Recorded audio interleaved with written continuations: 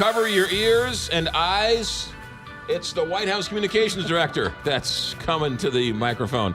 ABC News correspondent from the White House, Karen Travers. I have to go to confession after that, reading that article, Karen Travers. Well, as one of my very smart colleagues pointed out, that this is the same person who on Tuesday was talking about how it really hurt him personally, all of the talk and rumors about staff firings and who was in and out. He said it hurt him and bothered him as a human and a Roman Catholic. By Wednesday, that Roman Catholicism seemed to be pushed aside quite a bit for some much more colorful language. Yeah, he said he's brothers with Reince Priebus like Cain and Abel. Does he forget? Well, that did not turn out well for Abel.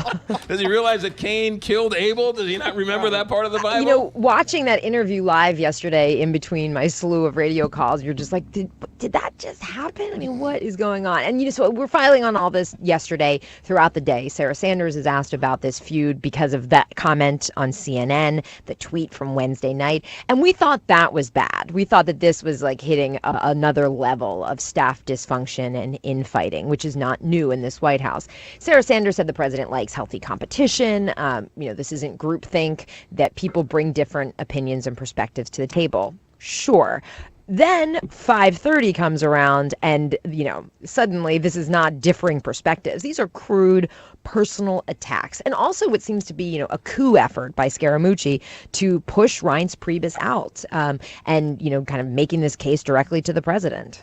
All while they are debating the health care bill in the Senate. So You have to ask yourself, are they really off the rails, or was this a diversionary tactic because the vote wasn't going well in the Senate? I think that's giving too much credit. This is pure dysfunction, and it's, senior staff that doesn't get along, and that's going to make it really hard to get things done.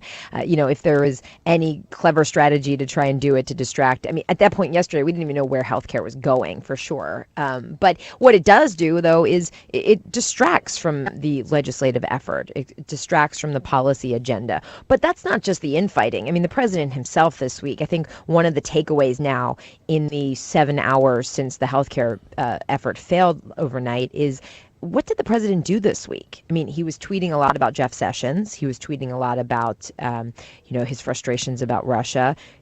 There wasn't a seemingly public push by the president beyond just some tweets saying, go Republicans, go, and get this done. But that doesn't get it across the finish line. We should say that it has come out that Reince Priebus was not the leak for that meeting, that dinner with Sean Hannity. Do we know why they were so upset that we found out he was having dinner with some people from Fox and Sean Hannity?